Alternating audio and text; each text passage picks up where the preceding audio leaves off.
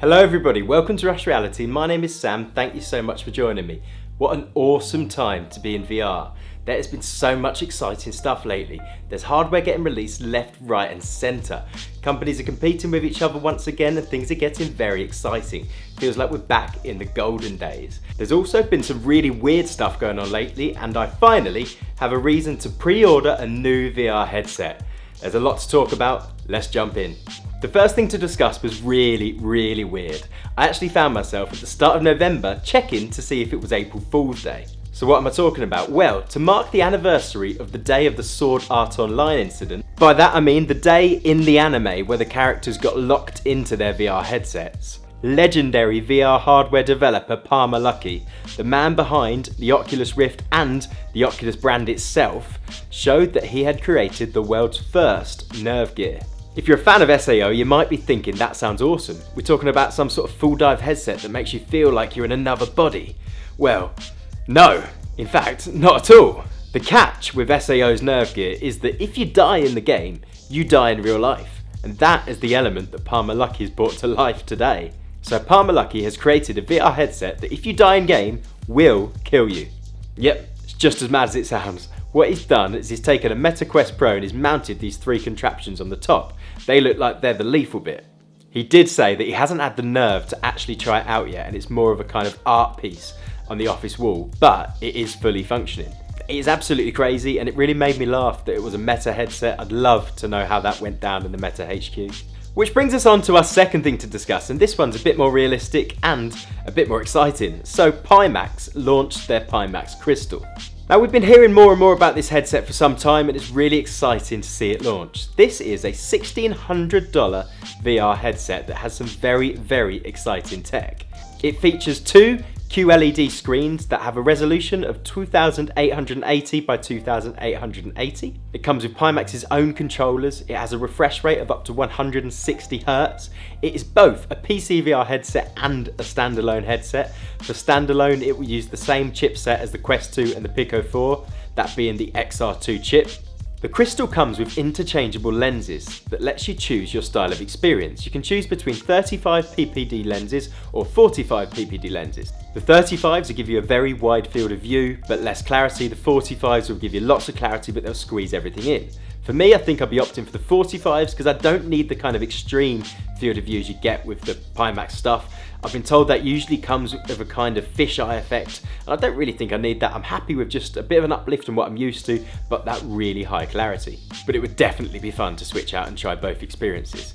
And something that really excited me, it comes with something called their Y-Gig module. That is their kind of wireless dongle that is used to make wireless VR possible. And they made some big claims about this tech. They said it would be capable of transferring much higher resolutions and higher refresh rates, and that it would do so with no latency. Now we're not talking low latency, we're talking no latency. Now that might just be marketing bluff, but I think this sounds very promising. I can't wait to see it tested because no one else is getting close to that. It does make me think, are they using lots of compression? Are we going to see compression artifacts? I don't know, maybe they've just absolutely nailed it and this is going to push tech forwards. So is this what's finally going to make me pre-order a new VR headset?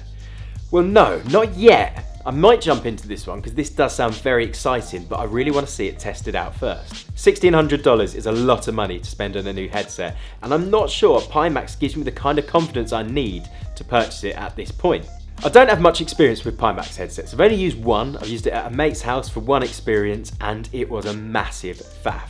There was loads of messing around to get it set up and it sounds like he lives with those kind of experiences constantly.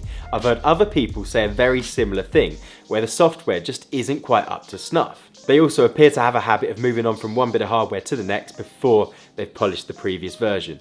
I really hope they won't do that with this one, but I kind of fear they might because they're already talking about the 12K as their next headset. They've been talking about it for some time and that has really made all the headlines. So I do fear that might steal away their attention and this might never get quite polished.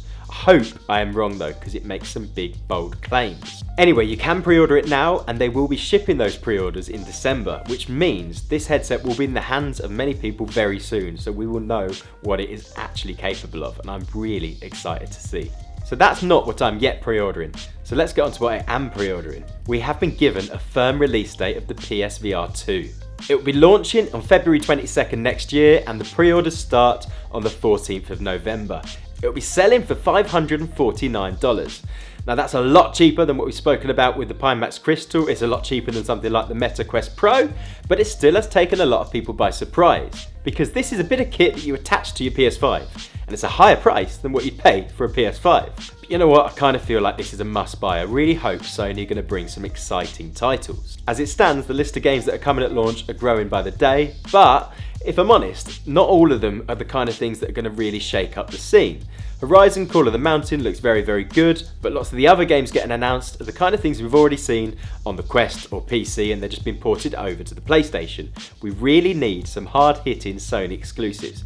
Sony are great at this kind of thing, so I really do hope they have something up their sleeves. So moving on, there was actually some other weird stuff that have been in the news lately. So German owners of Audi cars can now purchase a VR package to go with their car. What they'll get is a Vive Focus that they will be able to pair a wireless controller to. They'll then be able to play games in the car whilst they travel. Sounds kind of cool. I'm sure it would improve some long journeys. I'm sure kids would love it. I don't know if you'd make great company for the driver, so maybe a bit hard on them, but I'm really interested to see how this goes down. And I wonder, could you have a similar experience if you just grabbed your Quest and took it in the car?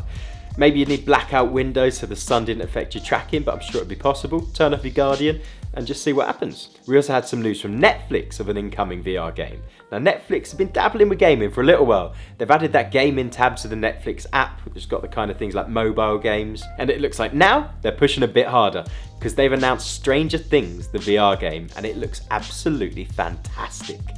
Now they haven't developed it themselves. They've teamed up with a company called Tenderclaw. Tenderclaw developed virtual reality and virtual reality 2.